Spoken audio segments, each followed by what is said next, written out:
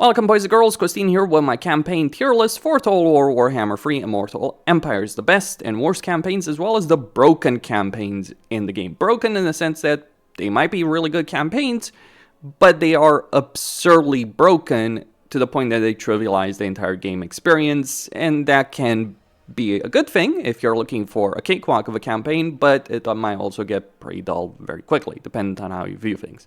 So, starting with the Beastmen, we have the 4 Beastmen Campaigns: Tarax, Malagor, Mogr, and Khazrak. From my point of view, Tarax is a B-tier campaign, unique campaign mechanics, lots of campaign movement range, unit capacity, hero capacity. It's all pretty solid over there. And look, it's just fun to reset campaign movement range using a campaign resource that you have to earn. So that's good. The other Beastmen, I would say they're all D-tier campaigns. They're not horrible. Beastmen are a perfectly playable race, but I do think that the lack of unique campaign mechanics for these legendary lords, as well as combined with just the pacing of Beastmen campaigns, where it takes a long time to get that unit capacity going, you're spending dread on pretty much everything in a campaign except a couple of items that you spend money on, is not really a great campaign dynamic in Warhammer 3. It was a lot better in Warhammer 2 when they reworked the Beastmen, but Warhammer 3 is not Warhammer 2. Then we have Bretonnia, so you get all of the Bretonnian campaigns. Okay, here's where I'm going to stand on that subject. I think Alberich is an F-tier campaign. The Fey Enchantress is a Daniel tier campaign, like so awful that it's not even worth considering as a proper campaign experience. Like Alberich, he actually would be a decent legendary lord. He's got some pretty good campaign effects, lord effects, all that, but he's also got a campaign that has to deal with the jungle. You can leave the jungle at the very least, but having a pretty bad starting position is not great. Being limited by a lot of the other things that Bretonnia is limited by, not great situation. Lewin, I would also argue, is kind of like a D-tier campaign. He does have a better starting position than Alberich, but he does also have a lot of limitations. He's a pretty strong legendary lord himself in terms of his combat ability, but lacking faction effects, lacking in many areas, and just Bretonnia in general not having a great campaign experience between the vows and the lack of anything besides artillery, and not necessarily that many artillery options, as well as limitations in terms of range options, infantry options, vows. You name it, it does hurt Lewin quite a bit. Also, the Confederation mechanic is pretty bad, and Bretonnia as a campaign area is not especially great. Then we have Rapunzel. I think Rapunzel is a C-tier campaign. She does still have a lot of the same issues as the other Bretonnian campaigns, but on the flip side, she does go a long way towards helping fix them. The desert she starts in does help her get vows unlocked faster than in other campaigns. She doesn't have the same limitations on with respect to Confederation as the others. She doesn't have to deal with jungle. She doesn't have to deal with Bretonnia. She does have a lot of the same problems, but she does make things work a lot better than the other campaigns. Not the best campaign in the world, to be sure, but still far, far better than the other ones. Then we get into the discussion of Warriors of Chaos. So here's my view. All the Warriors of Chaos campaigns that we do have in the game are pretty damn broken. There's some fun mechanics here and there. There's some great campaign dynamics at play in some of them. But if you look at Festus, you do have a very powerful plague mechanic with him, much better than what Nurgle actually has to deal with. If you look at Archaon, yes, you're bringing the end times, you're vassalizing people, you're allying people, you get a lot of benefits. It does work in the long term, but it's such a trivial campaign experience. The only fight you might have to engage in this entire campaign is Boris Ursus, and there's ways to even avoid that and actually vassalize Boris. So very trivialized as a campaign experience. The one exception, and it is a really big exception, is Be'lakor. The reason I think Be'lakor's campaign is an A-tier campaign as opposed to just being completely outright broken, I wouldn't put it in S-tier, it's too ridiculously stupid anyway, but it is a good campaign in the sense that you do have all the Gifts of Chaos, at least one Gift of Chaos unlocked from the very start. You have an unlimited amount of gifted units. You have the ability of transporting your armies across the map very quickly. Heroes, lords, doesn't matter. So I do think Be'lakor does end up working out. And it's also a campaign available for everyone to play if they own Warhammer 3. The other ones, I mean, it can be fun at times, but I would not really recommend them. Then Daniel, he's Daniel tier. In fact, I dare say he doesn't even belong in Daniel tier. He is really that bad. Then we get into the discussion of the Dark Elves. So let's take a look at the Dark Elf dynamic that we have to deal with. Okay, so Lokir, I think Lokir and Morathi in particular are S-tier campaigns in different ways. Lokir is really about pushing that kind of early aggression that Dark Elves do excel at. He does have some climate limitations. His starting position is not necessarily conducive towards him achieving his long campaign victory conditions, but then again, do you really care about that in a Dark Elf campaign given the pacing of the game, the overall issues of Warhammer free campaigns? Not necessarily so. So I think Lokir is absolutely an S-tier campaign. If you are looking for an empire building campaign, I do think Morathi is a much better campaign due to the Slaaneshi corruption, her starting position, and the fact that she does have a generally better time accomplishing the campaign goals, as well as having a good amount of diplomacy available to her. We then have Rakarth. I'm going to say it as bluntly as I possibly can. I think Rakarth is an F-tier campaign. I know people are going to get on my back because, oh, you just are biased against Zungul. Yeah, it sucks. It sucks because the game is built around the idea of taking stuff, doing stuff, especially the Dark Elves. You look at the Dark Elves. The Dark Elves are meant to go out there, fight battles, get slaves, use those slaves for various things. That is what makes their campaigns good. Rakarth doesn't work like that. He's slow inherently because of the jungle limitations. He also doesn't have the same kind of mobility that, say, someone like Lokir has. He doesn't even start with Black Ark in the same way that Malice Darkblade does have. So it's not really a great campaign dynamic that he's dealing with. And I gotta say, like, the monster focus of his campaign just feels gimmicky as hell. Yes, you can get more monsters than everyone else, but you won't be able to afford them due to a combination of starting position as well as the sheer cost of those damn things. So I really don't think Rakarth's campaign is worth a damn.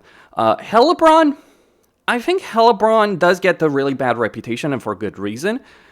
It is a campaign that works. So the mechanics of the campaign, the starting position, the amount of gold, the resources, the campaign objectives, they do work. I don't dispute that. What I will argue, however, against Hellebron is the following thing. She's just freaking boring. Like, of all the campaigns in Warhammer 3, it says a lot that, overwhelmingly, the community does have a really bad reputation of the Queen and the Crone DLC for Warhammer 2. And whatever one may say about Elariel, and we'll get to her in just a moment, Hellebron just kind of feels like a worthless legendary lore. Like, the kind of playstyle she has, you're probably much better off playing with Morathi. If you want to play Dark Elf in general, you're better off going to Malekith. That leaves us with Darkblade and Malekith. I think Malekith is as good as a generic lord as you're going to get, but his campaign, starting position, his objectives, I mean, you can make it work, but is it really one of the most interesting campaigns of the Dark Elves? Not really. The lack of unique campaign mechanics does end up hurting him. Then we have Malice Darkblade. Now, Malice Darkblade is an interesting one. So, on paper, in actual practice, he's an extremely powerful legendary lord. He's one of the strongest solo legendary lords in the game. He's got a good starting position. He starts with a Blank Arc. He does have a lot of advantage going for him. You can make this campaign work very freaking well. But it does, I think I think a lot of people will agree with the sentiment that his campaign just doesn't really feel worth engaging in. Like, say what you will, you can kind of make it work with Malekith. It can be an interesting experience, but with Malice, it's just not really that great. It's powerful. It gets the job done, but I think it's a D-tier campaign. Yes, I do think his campaign is either equivalent or worse than Hellebron. At least Hellebron has something to do in her campaign. You don't really have shit to do in Malice Darkblade's campaign. It's not even a fun and interesting and dynamic campaign in the way others. You just kill everything in sight. And that's not really a great campaign experience. I guess I could rate him as broken. Yeah, I think broken is probably more suitable. It's just, like, really powerful legendary lord with the good faction effects that do work, but it's just, like, boring as fucking dirt, really. So I think that's not saying, like, broken is not necessarily good. Just wish to emphasize that. Then we have Chaos Dwarfs. So here's my view on the Chaos Dwarfs. The Chaos Dwarfs are a good race, but the problem that they have in their campaigns is that, again, we have that pacing issue. They have some of the most powerful armies in the game, really good heroes, really good army variety, good campaign experience in terms of the terrain, all that. So that's great, that does work. But like with other races, that they do suffer from an issue of campaign pacing in terms it's either you're going to abuse bullshit to get to the same level other races are and unlock that kind of awesome unit variety, or you're not going to abuse bullshit, so by the time you do get awesome unit variety, your campaign is effectively over, you've won, you've decimated your opponents, and it just doesn't really feel that rewarding experience, because you're too powerful. This brings me to the discussion of the various legendary lords. So I don't think they're either S tier or A tier, but I think both Drazov and Astrogoth are certainly B tier. Like, if not for the campaign pacing issues, they would be S tier campaigns individually, but just the race pacing issues do affect them. As for Zaytan, he's an F-tier Legendary Lord. I gotta say, like, it's not even a problem with the Legendary Lord, it's the campaign start, the limitations, they are felt far more keenly in Zaytan's, the objective of the campaign. You got Grimgor on your backside, but you're pushed to conquer Cathay. I can't really recommend playing Zaytan's campaign in any way, shape, or form.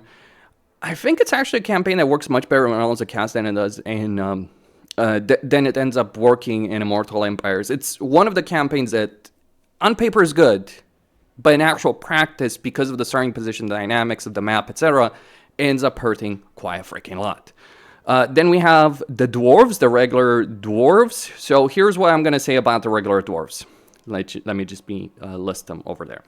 So, Belegar, I would say, is a D-tier campaign. Not broken, but really a frustrating experience dealing with that upkeep situation until you conquer Arcade Peaks, and then you get so many freaking benefits at once that, again, you're trivializing the campaign. It's not as bad as Zeta, and it can be an interesting campaign, but it's like, it's not difficult. Anyone who seriously tells you with a straight face that Belegar is difficult is smoking something really good, then you might want to get your hands on that. But really, it's not a difficult campaign. It's a frustrating campaign. Difficulty does not equal frustration. Difficulty should be a fun, engaging experience that requires you to know the game, to play well, to use all the tools at your disposal. That is not what Belegar is offering. He's going to demolish most things in your path. You're struggling with the economy because of a bullshit upkeep situation is not fun and engaging campaign mechanic, I gotta say it.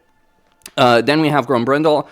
I think Grombrindle is a broken campaign. Like, this guy is ridiculously broken. Significant campaign movement range, recruitment benefits, casualty replenishment, really easy start position, demolishing everything in your path. I mean, it can be interesting. Like, it's one of those broken but interesting campaigns. Maybe I should make a video on that. But at the same time, it is absurdly strong to a degree that very few other campaigns do. Like, the amount of bullshit I've been able to do in my Grombrindle campaigns is almost unparalleled. Say what you will about Warrior's cast, it will take them some time to get going. Grombrindle is just like, I'll just waltz across the map in this at an even faster rate than freaking Morathi.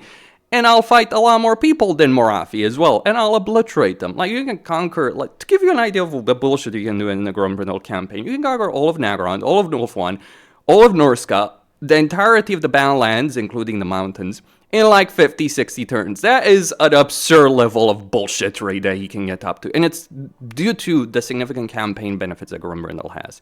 Malachi McCason, he's an S-tier campaign. He's really strong, but he has a very fun and interesting campaign position. He does have that journey that he's on in his campaign. It does make it work. It does make it interesting. It does make it very compelling to actually play. Forgrim, A-tier campaign, really solid generic lord. And as far as generic lords go, he obviously doesn't have the unique campaign mechanics, but he does still have a fairly solid campaign experience that he does have. Not quite S-tier in the same way that Malachi is, but still a very solid campaign experience all the same, which is what I can say about Forik. Forik is an F-tier campaign. Not quite Daniel tier, but really not worth playing.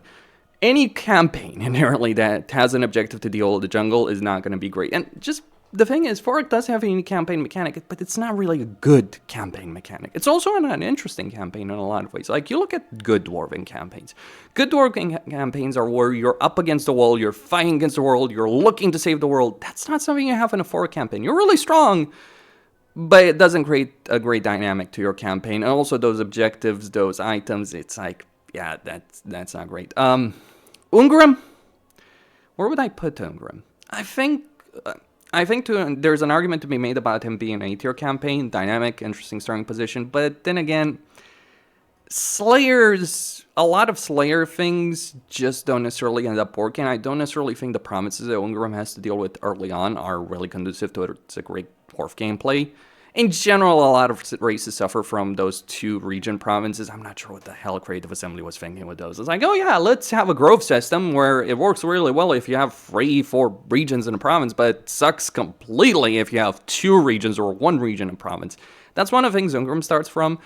And in this campaign, it's not really Ungrim that makes a campaign work. In fact, you're kind of fighting against like the Slayer. Oh, you start with a Slayer building. Get rid of it. Get engineers, get gyrocopters, get a runesmith, get everything else except that. It's only later on that you actually use Slayers. So I think he could use, I don't know, some better way of recruiting Slayers. in a campaign in the way that he's using Cyrus. He's pretty strong as a legendary lord. He does have quest battles. He does have a lot of things going for him. But yeah, I don't think he's higher than a B tier campaign. Then we get to the Empire. The question of the Empire. Oh, and I just kind of realized that picture I do have of Miao Ying is eclipsing a lot of things over there. So let me just shrink it. There we go. Let me shrink it even further, actually. Sorry about that. I think I'm going to put it right there. That should get the job done. But then we have the Empire. Where would I rate the Empire? Well, I think Karl Franz has an S-tier campaign, really fun campaign dynamic, really good starting position, a great deal of variety in terms of the way you approach things, how you're building up your provinces, the foes you choose to fight, how you choose to fight them. Really, really good campaign. Elspeth and Gelt. So, in terms of mechanics, Elspeth and Gelt are absolutely really strong legendary lords, S-tier legendary lords. But at the same time, I do really think, like, if you're really looking at their campaigns, like, Elspeth's campaign is like, oh, you just rush Vlad, you win the campaign. That's not a great campaign experience. Gelt's campaign is like, just defeat a minor fucking faction, and then you're the powerhouse of the world. So I think Gelt ends up in broken tier. I wouldn't say quite the same for Elspeth, to some extent, because like Elspeth because Gelt inherently has a ridiculous level of fucking power that will allow him to dominate the campaign map. That's not something you can argue about with regards to Elspeth, but I wouldn't say she's either an A tier or an S tier campaign. She's got power, absolutely. She does have power, but yeah, I just don't really think it's great. Then we have Marcus Wolfhard and Volkmar. I think Marcus Wolfhard is a Daniel tier campaign without a doubt.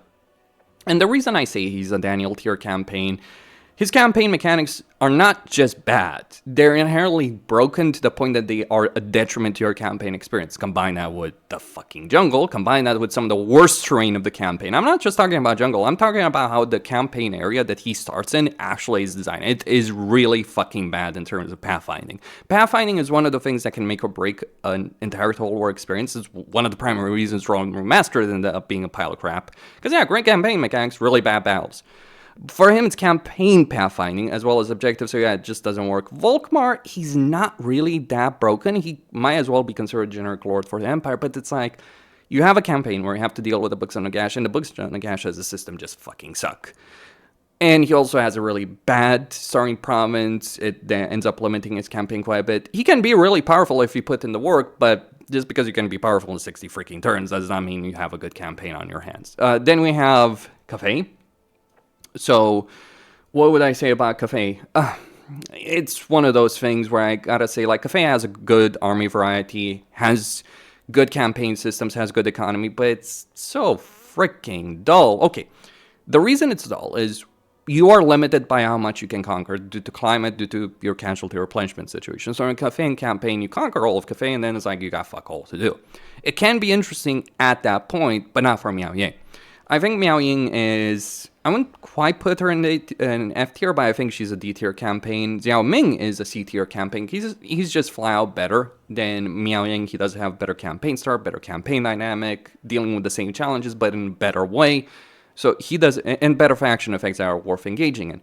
Yan Bo is absolutely the strongest of all of them, but he also has to deal with the jungle as well. So yeah, Cathay campaigns, they're not inherently broken, but they're just kind of mediocre. I guess that's the best way to describe Cathay in terms of campaign experience in Warhammer 3. Then we move on to the Greenskins. So let's go over the Greenskins one at a time. So, also I forgot about Mr. Gorbad. Let me just move that over there. There we go. Okay.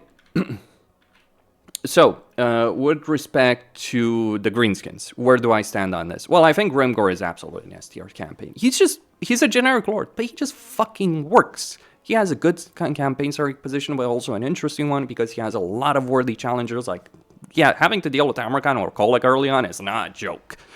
Having to conquer Zanagrund is not a joke. It's actually a really fun dynamic to deal with in a campaign. So I think Grimgor does actually work, in as far as generic lords do work in a campaign.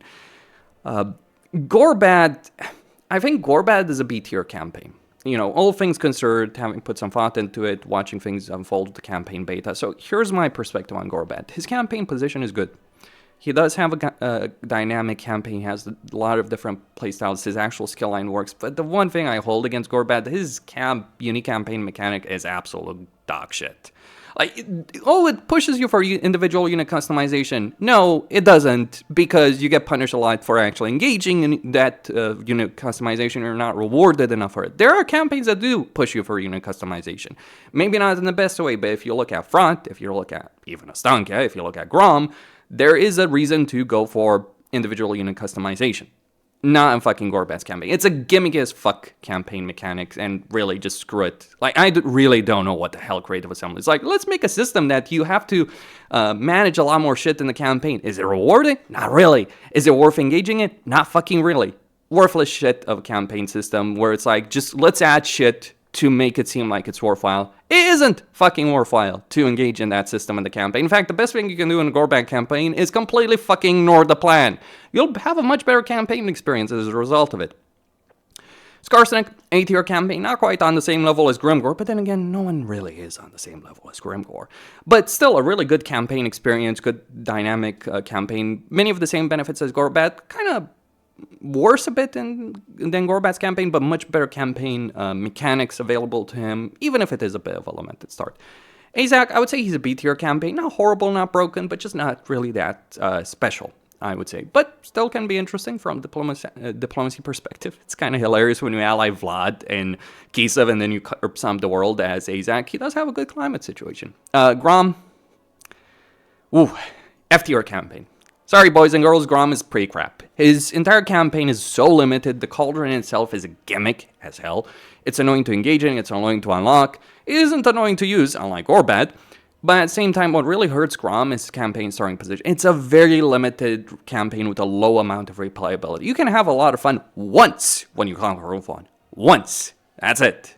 So it's lacking in replayability, which is something that I do highly value. And I think anyone who's playing a Warhammer free campaign should fucking highly value it. Look, we spent a lot of fucking money on the game and the DLCs. We better get our money's worth in it. And one of the main selling points of Total War Warhammer that I think people should appreciate is replayability, because that is one of the main strengths of the game. That's one of the reasons the game has lasted for so many years, is like playing a campaign after another. That's one of the main selling points. Grom doesn't have that. So that's one of the things I do think everyone should highly value. And I really don't think his campaign is worth it. I'm also going to take away points for the fact that his campaign is kind of required for you to have a good Greenskin experience, because like you want to buy his DLC for the Casualty Replenishment Hero, but damn does that campaign suck right now.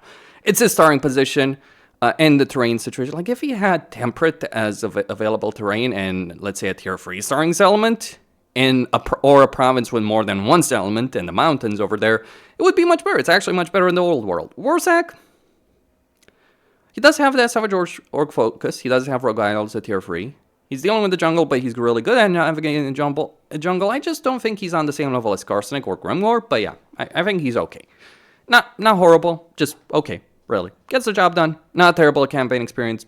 Pretty solid all around. Just not phenomenal either. Then we go into, and I'm probably going to have to shrink that image again. Why not? Or we can do this. The more campaigns I add to this list, the smaller Meowing gets damage. Okay, then we get to the discussion over the High Elves, all of them. Well, you already know where Teclis is. If I need to explain why Teclis is a really dogshit campaign, I don't think you've ever played Teclis in your entire experience. Horrible starting position, jungle experience, Chaos Wasteland experience without having any benefits for it, having to deal with Tzeentch early on, which is pretty awful in itself. Then you have one of the most powerful mages in the universe that feels like a cheap generic copy of a mage. He doesn't even have good fucking spells. Oh, you can spam a lot of spells. Yeah, that doesn't make you a good mage. That just means you're a cheap-ass mage. That's all that Teclis is, a cheap-ass mage. Do you know how powerful Teclis is in the fucking lore? I'll give you an idea. This is a guy that went up toe-to-toe against Malekith, Nakari, and beat the shit out of them. And that's when he was younger. This is a guy that had one of the most significant influence in the world in as far as characters go in the Warhammer world. This is a guy that helped Magnus the Pious found the College of the Magic. So what is Teclis? He might as well be a janitor to have to deal with Kairos, and gets wiped out by Kairos. And if your campaign is worse than Kairos Phase Weaver, I don't know what to tell you. Alariel, C tier. Alifanar, I think Alifanar is... I wouldn't say any High Elven campaign is actually worth it to be put in A tier, because I think High Elves inherently as a race have a lot of shitty experiences and a lot of abuse in them, but I think Alifanar is the closest to a really good High Elven campaign. can be easy for the first few turns, but then it gets really crazy really quickly. Unlike Emmerich. You know, a lot of people say, oh, Emmerich's campaign is really hard. You know, I will play an Emmerich campaign on this channel. In fact, I recently did that. But I'll play a proper one, record everything, upload that, just to show you how much of a joke Emmerich's campaign fucking is. Because, oh, it's a really hard campaign. Yeah, if you're a Bob player who has no fucking understanding of the game, yes, it can be tricky. But if you have an understanding of the game, you can trivialize this entire fucking campaign experience. So yeah, I don't think Emmerich is as good as people think he is. He does have that focus of dragons. But really, I think what drags Emmerich down is the fact that he's dealing with a lot of the same bullshit issues of the High Elves, and I think the High Elves just in themselves are not really a great race right now. Same with Alariel and Tyrion. Elfarion is an F tier campaign. I'm sorry, any campaign that requires me to not only go out of my way to maximize something and forcing me to waste my fucking time with doing to engage in a certain mechanic, which is absolutely what he's doing, is not a campaign worth fucking playing. It is a campaign worth buying because our archmages are overpowered as hell, but it's not a campaign worth playing. It's also a huge disappointment for me. Like, it was worth playing in Warhammer 2, but that was a different fucking game. Which, yeah, some people should get in their heads. Warhammer 3 is not Warhammer 2. It doesn't play the same. There's different dynamics. And yes, Warhammer 3 is a much better game. Get your head out of your asses with respect to that. Some people's like, ooh, Warhammer 2 is better. No, it wasn't. I've played Warhammer 1 and Warhammer 2 over the last couple of years since Warhammer 3 came out. There's some things they do better. Sure, I agree with that. There's a lot of fucking things they do a lot fucking worse. Warhammer 3 is the superior campaign experience, but Elfarion does suffer because here's the reason he suffers. Just to explain that very quickly. You want to capture lords, right? Because it is your unique campaign resource that everything else is built around. Do you know how you capture lords? You go into a battle, you use a shitty ability that freezes them, and you have to kill them within that time. Do you know how fucking shit those battles end up being because you're engaging with this system? Like, this is not just even a system where you have to do things every fucking turn of your campaign and waste your life on that. No, this is a system that ruins battles. Like, makes battles much shittier to actually play in order to maximize a campaign system that doesn't even necessarily feel that worthwhile. I also hate these dual star campaigns in general. I don't think they're really that great. I think the only one who has a really good dual start is probably Ostankia. And that's just because she actually benefits far more for going for Kislev and has a much more interesting campaign experience by going to Kislev as opposed to staying where she starts. That's not the case in Elfarion's campaign, though. Like, he doesn't have a great Balance campaign. He doesn't have a great Ulfon campaign. He is Lord Mediocrity himself with a lot of bullshit attached to him. It is quite a shame because I think Elfarion could be a lot more fucking interesting. But it's like, let's add a system where the player has to do more trivial shit than they have to do before. Yeah, that's great. That is really great. Not really. All right, moving on to Khorne. We have Skarbrand. I think Skarbrand is actually a pretty solid A tier campaign. He might not be as ridiculously broken as he was in the past, but he was broken in a really bad way, how he was in the past. Still, right now you do have a lot of dynamic gameplay. You do have a good variety of units to use in a Khorne campaign. You will actually be able to use those units unlike before. And you do have a good amount of teleportation through the way Creative Assembly ended up making the cults for Khorne work. So that's a great campaign system. Not quite as tier, but still really solid, gets the job done. Arbold Undefeated, one of the best campaigns. Really dynamic, really fun, go up against powerful foes. I do dislike the fact that instead of picking Legendary Lords as targets, you get a bunch of rogue armies to deal with, which is not really engaging, but you can't ignore that. Well, you don't want to. But you can also still fight, and you should fight, a bunch of Legendary Lords across the entire fucking world. And you have a lot of tools, not just the challenges themselves, but also all kinds of benefits that you get through those challenges. So I think Arbold has redefined a campaign experience in the sense of how do you make a campaign with very few provinces work very well. Khorne does work very well from that perspective, and Arbold is the best Khorne campaign by far. Skulltaker, F tier campaign, I'm not gonna even fucking joke on it. Gimmicky Supreme. Yes, pretty powerful Legendary Lord, but I emphasize again, just because you're powerful does not mean you're good. Skulltaker can be absurdly broken, but he's also kind of pretty lame. He has a demonic focus, unlike Arbold's Immortal focus. Immortal units for Khorne are better than demonic units for Khorne. He starts in a jungle. I say more on the subject. He actually suffers the most from the jungle because the way Lustria is built is if you raise a settlement, and guess what you're fucking doing in a Khorne campaign? You're raising settlements nonstop because you can't afford to take all of them. You might literally get stuck in turns of the terrain. That genuinely is bad to deal with in an Arbold campaign. But on top of that, I just don't think he's really that great for his role in the lore. Like, you look at his role.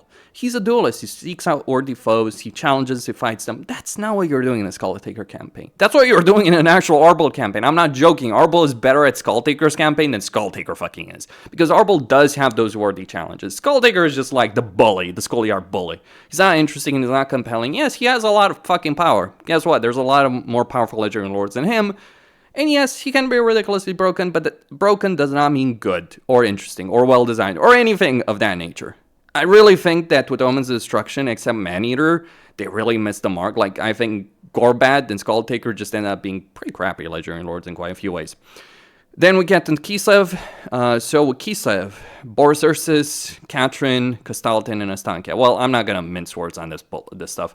Katrin is an F-tier campaign, one of the most worthless legendary lords in the game. Yes, Kislev is much better as a race after their rework. Katrin is still a really shit legendary lord. Bad starting position, bad campaign dynamic, limitations of climate, really bad skill line.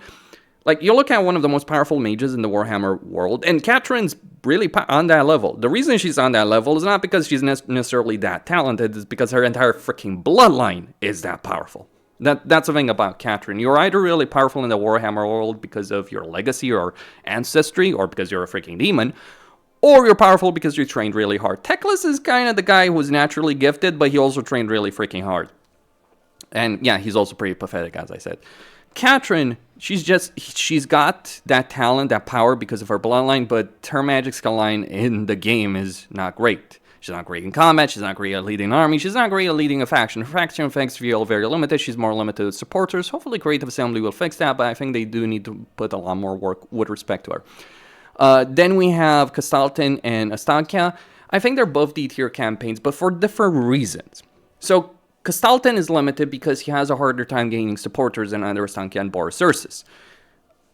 And that does limit his campaign and how much fun. Like, the new supporter system for Kislev does make their campaigns better if you can actually engage in it and you're not constantly having to worry about keeping up. Kastaltin does have a hard time with Ice Court because of the way his supporters work. So hopefully Creative Assembly will improve that. However, he does have an actual good skill line. He has a better campaign dynamic. He can defeat Azazel and Fra very quickly in his campaign, confederate all of Kislev very fucking quickly, so that does work. Astankia, she does have a better campaign position. She does have a better situation with supporters, but her campaign is click the button every fucking turn to do something to win the campaign. That is her campaign. All those curses, all those blessings, like really bad campaign, unique campaign system that they designed for her. It is better. Don't get me wrong. It is much better than where it was before, but it's still not the system worth engaging in. I think the kindest thing I can say about Astankia's campaign is her campaign is significantly more interesting when you're having to deal with Archeon and Arbol. But the only Kislev campaign that's really worth a damn is Boris Ursus. Really good campaign dynamic, good way of earning supporters, really fun starting position, dealing with powerful foes, having a good amount of power, but also dealing with powerful foes, being able to confederate Kislev, etc., etc. A lot of things to like. Skill line-wise, faction effects-wise, climate situation-wise, campaign dynamic-wise. Boris, it's shit done. So if you're looking for a good campaign experience with Boris, with Kislev, is Boris. Kislev might as well be Boris's playground because it really does work for him in a way that it doesn't work for Katrin or the others, though especially with Katrin. Like, Katrin is insignificant compared to her father. Then we get to the Lizardmen. Look, do I even need to explain where I stand on the fucking Lizardmen? I don't think I need to explain it, but I'm gonna say it. They're all fucking downhill tier with a couple of exceptions. No, none of them are worth a damn. None are worth playing. Like, they're not even F tier. Lizardmen are so bad that they are flat out worth removing from the game given the way they work right now. Bad recruitment options, bad campaign mechanics, bad terrain situation, bad situation in general, with everything that's been designed around them. Like, this is not the case as with many other races where you could say, oh, if they fix that issue or that issue, the race would be much better. You could have said that about Kislev. Kislev at least had an army roster, casualty replenishment, various things that made them work, even before the rework. And it was just a question of fixing some of those issues, our economy supporter situation, to make Kislev much better. And make no mistake, Kislev is much better to play. It's just that individual campaigns are not necessarily worth it, with the exception of Boris. And Boris is so far ahead that he puts the others behind. But with Lizardmen, none of the campaigns are worth it. But Tic Tac, but the Cult of Sotek is really powerful. Yeah, he also breaks the fucking game. In the sense that he breaks Skaven and Lizardmen AI behavior when he starts that global war between all Lizardmen faction and all Skaven faction. So he can be really powerful, really good, extremely strong. He's also breaking the game, and he's still a fucking Lizardman, so he's pretty shit. I would say Axial is a B tier campaign, not S tier and A tier. There was a time where I did consider Axial one of the best campaigns in the game, but it's not really the case anymore. And it's not because Axial has been changed in any way, it's because other campaigns have just ended up being ahead. Like, yeah, Dark Elves did end up benefiting from the fact they got instant construction. I think they've proven time and again that they have meshed much better with the way the game works than other races. Karl Franz is magnificent, Malachi is magnificent, Gremgor is Gremgor, Arble is great, all that. So I don't think Axial is a horrible campaign, but I don't think he's anything better than a B tier campaign. He's the only Lizardman worth playing, and the reason he's the only one worth playing is he actually ignores a lot of their freaking issue. He's got a more fast-moving campaign, he gets a bunch of units for free, he gets a bunch of rewards for those quests, he has those quests to deal with, those objectives to deal with, so that's great. Next up, Norsca. Well, Norsca is flat out Daniel tier. Like, one of the worst races in the game with one of the worst campaign dynamics. Like, oh, raise a settlement. No, sorry. Sack a settlement, raise a settlement, rebuild a settlement. That in itself would put Norsca at the bottom of the list. The fact that they have to do this constantly in a campaign, or their campaign is going to take ages and they're not going to be able to complete their campaign objectives, and their economy is not going to work. Yes, it's those things, because Norsca does need to do that in order for their economy to work. Understand how, and it's not because of the money you're getting, it's because you need to get that favor of the god, the allegiance to the gods, in order to make your ports generate a good amount of money. So that's great. The unit roster of Norsca, there's a couple of good units. Most of it is pretty bad. The campaign mechanics, what campaign mechanics? There's no campaign mechanics for the Legendary Lords. Oh, you're talking about Norsca campaign mechanics? You mean the ones that I just described as being complete garbage? Yeah. The monster hunts are bugged. They're using the old quest system. It's a Warhammer 1 race in Warhammer 3. All of the problems that come with that. Nurgle. Ooh, Nurgle. So, let's talk about Nurgle. Epidemius, Kugaf, and Tamarkan. Okay, so let's just start with the good. Tamarkan is a B tier campaign. Not an A tier or an S tier. And it's not even his fault, really. Like, with Tamarkan, if I was to talk about a lord individually, and I don't, because lords don't exist in a vacuum, they exist as part of a race of a campaign situation. Unlike all the bobs who will say otherwise. But Tamarkan, he is a good lord. He does have that uniqueness of chieftains. He does have that uniqueness of units, campaign mechanics. So that's great. Except he's a Nurgle lord. So Nurgle, really slow, really screwed over by any kind of climate. Funnily enough, they have a good amount of climate variety, except they don't have mountain. Guess where all their campaigns have to deal with, including Tamarkan's? Mountains! Yay, that's great. No, it's not great. I like how Epidemius icon is literally an enter button simulator icon, because that literally is Epidemius in a nutshell. The enter button simulator, but it's even worse than that. You can't even make his campaign mechanic work because it's that bad. Because you need to spread a lot of freaking plagues around the world, and that won't work on any difficulty, especially higher difficulty. So enjoy trying to play Epidemius, like one of the most worthless campaigns in the fucking game. I think I would have to create a new tier over here below F tier and Daniel tier to give Epidemius and Daniel actually their proper send-off. So maybe I should create an F tier minus over here and just put everyone else except Daniel and Epidemius. Well, Wolfric as well. Or no, let's be a bit generous to Norsca. They don't deserve that much. But Daniel, Epidemius, Teclis, they do deserve that. Massamundi as well, really. But Epidemius is a waste of fucking time. Kugaf does at least have very powerful plagues, and he does have a bit of a better climate situation than others, but it's still not really the best in the world. So I think he's D tier. He's not the worst, but he's not really that great. Like, yeah. It is a question of race design as opposed to Legendary Lord design. I think with Epidemius it is both. He's both a horrible Legendary Lord and not the best races in the world. Like, Nurgle used to be the worst race in the game. They moved up a bit from that, and that's one of the things that benefits Tamarkan, but I really feel Creative Assembly was really attached to, like, oh, how do we use infections for everything in a Nurgle campaign? And that ended up screwing Tamarkan. I really do think Festus is a much better campaign. In fact, I would dare say this.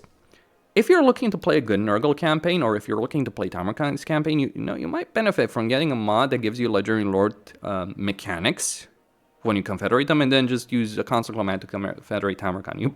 It probably is a better campaign than playing Tamarkan for Nurgle. Much better campaign. Might be a lot of fun. if you're playing Festus doing that, can end up working a lot better. Then we get into the ogres, so Maneater, Greasus, and Scrag. This is a tricky question, actually. So, you know, for most things, it's pretty obvious where things stand, right? I think for the sake of the ogres, it's a bit of a more complicated question. Because I could easily say, well, Maneater has the best campaign because he's the most dynamic, he travels around the world. But here's the reality. All the ogre campaigns are pretty damn fucking amazing. Like, oh yes, I can actually say good things about the game. God forbid someone who's analytical and critical can say good things, right? Oh, you just hate everything. No, I don't. I actually like a lot of things. Why do you think I spend so many thousands of hours in the game? I just know all the ins and outs, what works and what doesn't. Everything in S, A, and even quite a bit of B works. Not all of it, though.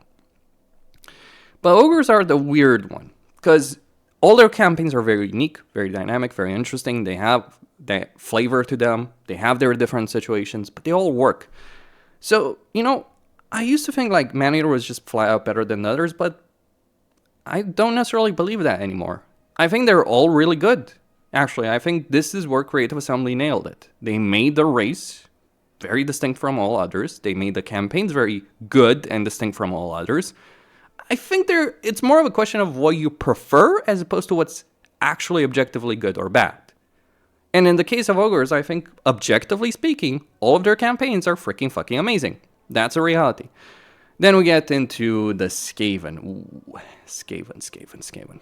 So, where do I stand on the Skaven? There's a lot of campaigns. Well, you already know Tzeentch is an F tier. If I need to explain why he is an F tier, okay, here's a simple explanation. He's got a Storm Vermin focus, but he's actually worse than Queek. He's a worse melee combatant. He's got a worse campaign dynamic, starting position, campaign effects than Queek. So why would you play him as opposed to Queek when Queek is in virtually every single way dissimilar Legendary Lord, but actually good? I don't know. Maybe some people can explain why they love Tzeentch.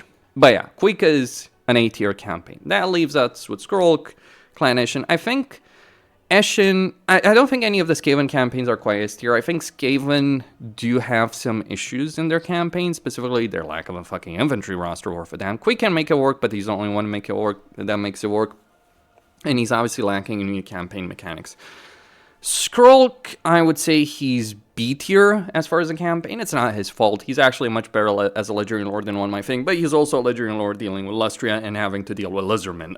So yeah, that's not great. I mean, it's a campaign that works, but it kind of feels like a nothing campaign to an extent, whereas Queek will have to fucking fight for his position, so will Clan Eshin. That leaves Ikekla and Fraught. So here's what I'm going to say about Ikekla and Fraught. On an objective strength level, they're obviously really good Legendary Lords. One has nuclear weapons, the other one has Superman in every single one of his units. Okay, that is objectively true. Here's the problems. One, both of them have really terrible fucking starting positions. Estalia or Kislev. Yeah, Kislev is still not great. The terrain of Kislev is still limited.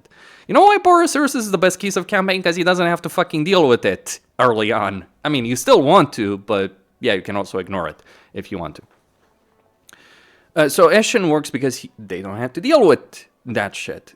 Whereas Ikekla and Fraught do have power. I can't deny that. They do have fun campaign mechanics. Though there is one thing I would say about Fraught is that again, pushing the button every turn to make things happen. Okay, I'm a bit exaggerating on that. It's not every turn, it's every couple of turns where you want to customize individual units, but still not the best campaign mechanics over there. Ikekla, pretty fucking awesome in terms of campaign mechanics and long campaigns, and I think I would have put them B tier before. But I think it's clear that Creative Assembly wants longer campaigns to work. So if you're willing to tolerate that early game situation for Ikekla and Fraught, I think they can be much better campaigns. For my part, I just don't really care to deal with that. I will play an Ikekla campaign. I don't think it's a worthless campaign. It can be fun, it can be powerful, but it just doesn't have the same replayability as others. Slaanesh, yeah. Really bad campaign race at the moment. It will be changed, and hopefully I'll talk about Nakari and Dakala being S tier Legendary Lords soon enough, as well as the High Elves. Tomb Kings. No, I'm not gonna buy that. I think Arkan is F tier, but he's still pretty bad as Tomb King. All the others are Daniel tier. Tomb Kings. It's kind of hilarious. Okay, so let me just move that image around just a bit. Oh, come on, move. let me select that. There we go. There. So, why are old Tomb Kings so bad? Well, because the race is pretty bad. You got a race where all the fun... okay, you have a game where where the most important and fun decisions that are made in a campaign are made early on. Guess which race handles that kind of situation poorly? Tomb Kings. Archon is the exception because he does have that army capacity, but then his campaign ends up suffering from the other issue of the Tomb Kings. That once you do overcome those initial limitations, you are nigh on fucking unstoppable. And guess what happens then?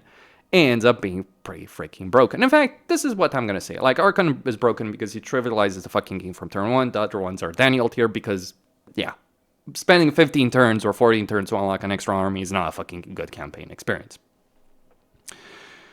The Changeling, the most gimmicky campaign in the game, the worthless campaign in the game, with a unique campaign system that doesn't work. When it doesn't bug out, it doesn't feel meaningful. And that's assuming, again, that it doesn't bug out. It will bug out a lot. Tzeentch is not a great race. The Changeling is not a great freaking campaign. Like, people are like, oh, it's a really unique campaign. Yeah, if you're playing it fucking once, and even if you're playing it once, it will be a fucking drag to finish it. I've played the Changeling multiple times. It's always been a fucking drag. It's never been challenging. It's never been interesting. Even when I put in all the effort required to actually unlock those things, it's still not a great campaign dynamic. Then we get Kairos. Yeah, I'm going to say it. I think Kairos is also a really Daniel tier campaign. I know that they've tried to improve it, but it just ended up feeling worthless. I mean, he's better. Yeah, he at least feels like a fucking proper campaign, but that doesn't mean he's good. Simple as that. Vampire Coast. Well, it is certainly a Daniel tier race in its entirety.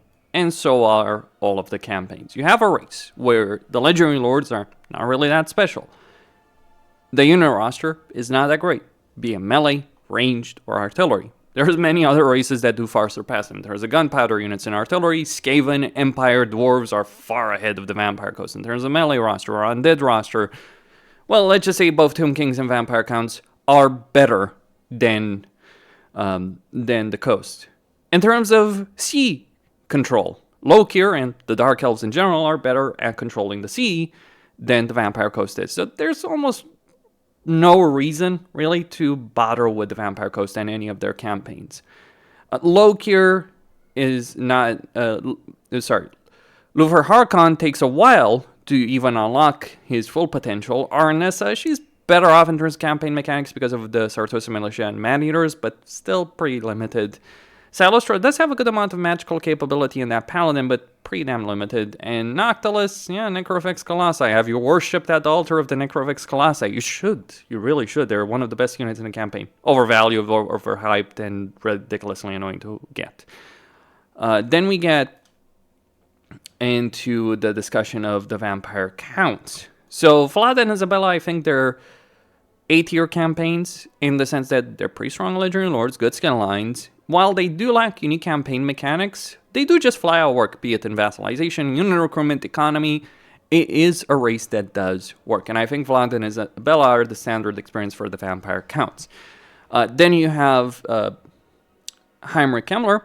He's also a pretty solid Legendary Lord with a pretty good, solid, dynamic campaign starting position, as well as a good amount of possibilities in terms of diplomacy. Gorst is pretty absurdly broken. You can get more zombies than anyone else and have significant combat benefits with them, but it's one of those situations where you're just so far ahead of the curve, and it's also broken in the sense that it's not a particularly engaging campaign system. Then you have Manfred. Not a horrible campaign, but his campaign effects are basically the Books of Nagash, and the Books of Nagash, not really a great system, really. It's actually something that goes against the flow of what makes the Vampire Counts good, because Vampire Counts are good because of diplomacy, one of the reasons, vassalization, etc. Well, with the Books of Nagash, you have to occupy those settlements themselves, so your diplomacy ends up being far more limited than in the other campaigns. Then we have Wood Elves. Wood Elves are just, well, broken. No joke on that subject. So Wood Elves, in terms of a race, they're just pretty damn busted. They're strong, absolutely. Every single of them is absolutely S tier in terms of their strength, but they are absurdly busted. in the sense that they trivialize campaign mechanics. Wood Elves do have a good unit roster in terms of range, monstrous units, magic users, lords, and their legendary lords are nothing to scoff at, but at the same time, it's just, again, that kind of broken dynamic that does define their campaigns in Warhammer 3. Because they almost never have to risk anything in a similar way to Warriors of Chaos. Their armies are far more capable of dealing with anything else on the campaign map with the exception of lack of artillery. But yeah, it's just enter and button simulator type race. I really think like this icon that Epidemius has would be more appropriate for all the Wood Elves in their campaigns, because that's how their campaigns do ultimately play out. Anyway, that's all I had to say. I know there's going to be plenty of sources of disagreement on this, but this is my perspective on what I think are the best campaigns and the worst campaigns in the game. There's a really good amount of bad campaigns, so that's more to do with the fact that Lizardmen are pretty bad and Vampire Coast are really bad and Tomb Kings aren't that great. If they were better as races, you would not necessarily have that many people in the N tier. You probably would have more people in F tier, but yeah, it's just a question of a couple of races really dragging everything else down. The ones that are good are really good. Questine signing out.